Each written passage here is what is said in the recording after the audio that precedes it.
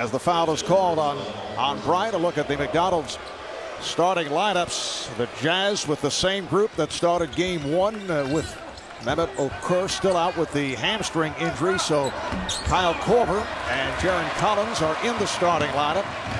And the Lakers going with Derek Fisher, Kobe Bryant, and Pau Gasol adds to that Laker lead. Ariza met by Brewer, Fisher guarded by Williams. There's Gasol, beautiful spin around Boozer. He was feeling for Boozer and then was able to make the turn. The Lakers lead at 13-7. That's just a beautiful move by Pau Gasol, feeling, making sure Boozer, he has him on his backside. Quick curl the baseline for the finish. Gasol pops it back outside. Fisher from downtown. The Lakers are on fire here at the start. They've hit 8 of their first 10. Bryant for 3. Well, both clubs hitting from long range. 30-17 Lakers. Millsap with a nice finish. Gasol wide open. Bryant around Millsap. Nice pass for Odom. You got to take one or the other away. Either you're going to let Kobe go for 35-40, but he can't get 10 of 12 assists. I want to know where all this nastiness that Jerry Sloan was talking about already. The Lakers have 36 first quarter points. Make it 38 with Pau Gasol getting ready to go to the line and make it 39. They gave up 30 points in game one in the first quarter. And already the Lakers looking at a 40-point first quarter against the Utah Jazz. Now Sasha Vujacic checks in for Kobe Bryant. Kobe sits down, 1 of 2 from the field, 4 assists. The Lakers 65 wins during the regular season, 65-17. Brown for 3. Jaylen Brown showing confidence. Opens up an 11-point Laker lead. And again, Kobe Bryant only 3 points, but has 5 assists. Ended up with 8 assists in game one. And when he's getting everyone going like this is when the Lakers are at their best. It's no longer just Kobe Bryant. He has a supporting cast that can knock down shots. Boozer just checked back in. Able to get it to Williams. Darren Williams lost it from behind. Bryant came from the blind side. And the foul on Williams. We talked earlier about the problems the Utah Jazz have on the road. The Lakers at home 36-5 during the regular season. Second best home record behind Cleveland. The Cavs went 39-2. And the Lakers have won 10 straight against Utah here at Staples, including 3 second-round games last postseason. The Lakers beat the Jazz in 6 in the second round of the playoffs. Lakers get it down in a hurry. Utah did get back. 4.5 left first half. Bryant with the step. It counts for the foul. He went around Miles. His call for the personal. And it's almost like he's out here and he's at the park somewhere. Okay, you guys, I've done a good job of facilitating to you guys. I think I'll start my offensive rush a little bit right here. CJ Miles, you know where I want to go. Baseline. Where's the help? No help for Utah. The and one. Kobe Bryant going to the line. Trying to make his 8-point. So many similarities to the mindset of Michael Jordan, who would kind of feel the game. Sometimes would come out firing away. Oh, that's a very favorable hop for Bryant on the free throw. 3-point play for Bryant. Lakers have a 15-point lead with just under 4 to go in this half, and Pau Gasol adds to that.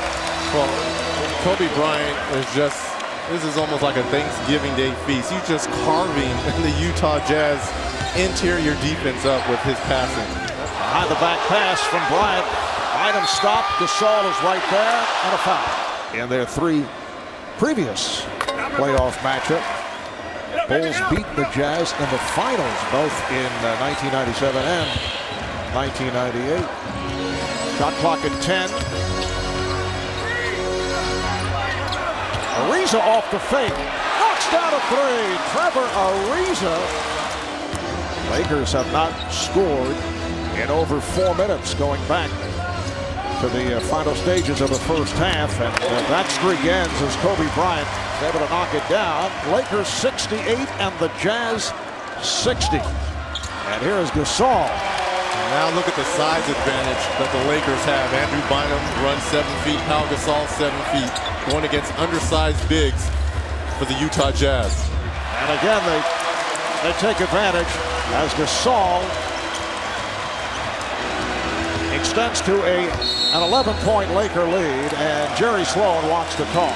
With Noah Kerr missing his second game because of the hamstring, now the Jazz are forced to go smaller because of the foul trouble to Jaren Collins. And now you see why the Jazz have to double down on Pau and Andrew Bynum.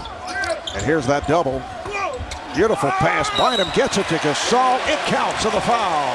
And the Jazz aren't used, when you're not used to double teaming, they come at weird and awkward moments, and guys are able to find gaps. And you see the ball go down low to Andrew Bynum, and these are two guys that aren't used to being double, in Carlos Boozer and Darren Williams. And you just look how he looks over the defense. There's a wide open 7-2 guy underneath in yellow. Let me just throw it to him for the N1. Foul committed by Millsap. That's his third, and the Jazz are now over the foul limit. The Utah Jazz right back again within 6. Gasol. Pau Gasol is 9 of 11 for 22 points. And that would be most famous fan of a particular. People well known for their personalities. Team. You think of the Lakers, you think of Jack. You think of the Knicks, as Kobe Bryant thinks of buckets, using the glass right there. Sasha Vujacic now in the backcourt along with Shannon Brown, although Kobe handling the ball. Here's Bryant and a foul.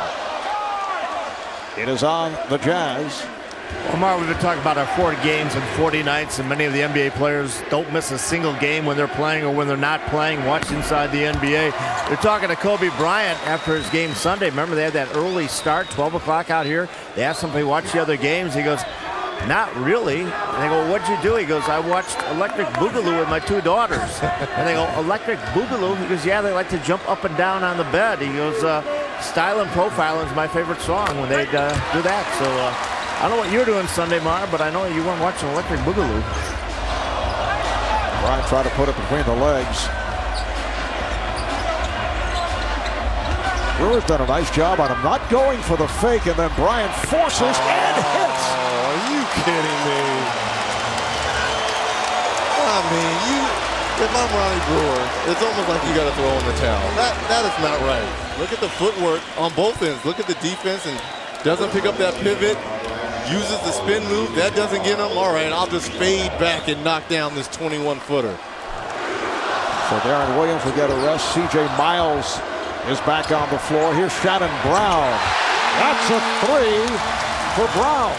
This is a lineup that is quick, can put points on the board to try to get back in if you're the Utah Jazz. Kobe Bryant with that running hook. Started 72 games for the Jazz until he had that index finger on his left hand. And here's Bryant. It counts as a foul. Off the double team, Bryant able to go glass and heads to the line. Well, what did Phil Jackson say? Kobe just basically keeping himself ready until he's got to turn it on. Look at this move right here against the taller 6'10" Kirilenko. Just using his own body against him. That's 3 Jazz players around Kobe Bryant. Uses the glass, gets fouled, and that's why this kid is the reigning MVP and has his team poised to try and get through this tough Western Conference. Foul was called on Millsap.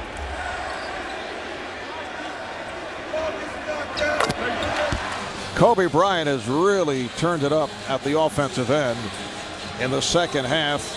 And Reggie, you look at his athletic ability and incredible footwork, which helped him create shots and score like few other players can in the NBA. Not in this current NBA. Obviously, he reminds me so much of Michael. Jordan had fantastic footwork, and you see this left-handed pump fake spin, and that's this career 61 that he had in the Garden.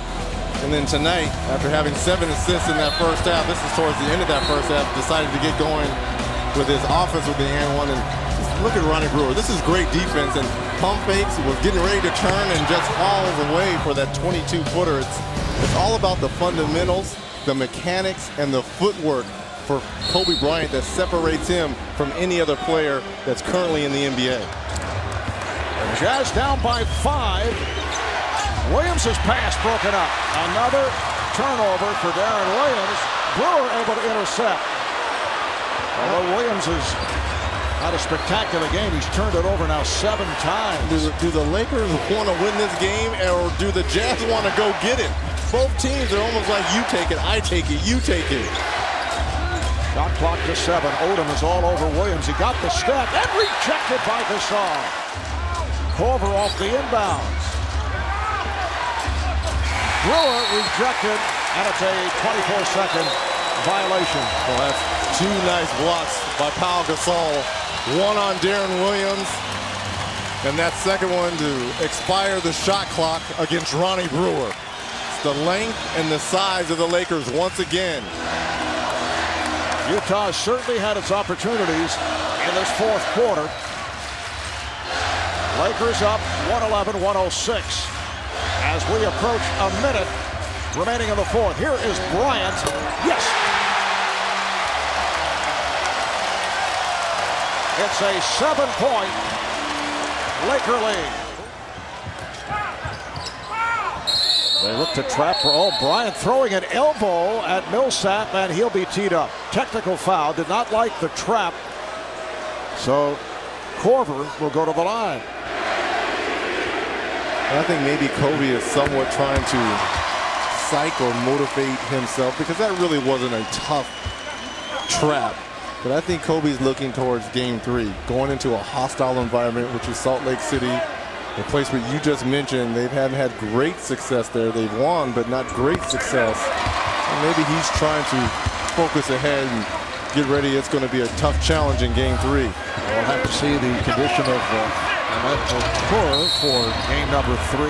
Here's what's coming up on TNT. Next, Inside the NBA, Ernie, Kenny, and Charles with a recap of tonight's playoff action. And on Wednesday, another playoff doubleheader, Miami and Atlanta. Game 2 followed by New Orleans at Denver. Coverage starting at 8 o'clock Eastern time. Williams not able to hit that 3, and that will wrap it. Fisher just dribbles it out. The Lakers, in a solid performance, defeat the Jazz 119-109, and they take a 2-0 lead.